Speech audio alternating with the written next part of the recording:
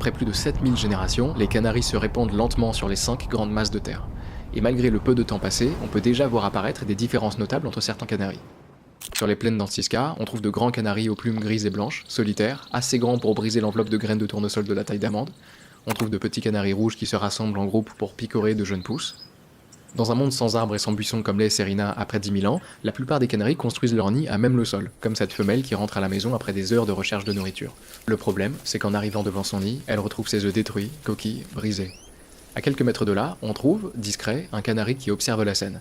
L'un de ses ancêtres, plutôt que de courir et de chasser les insectes, a mieux survécu en allant simplement manger les œufs des autres, non protégés à même le sol.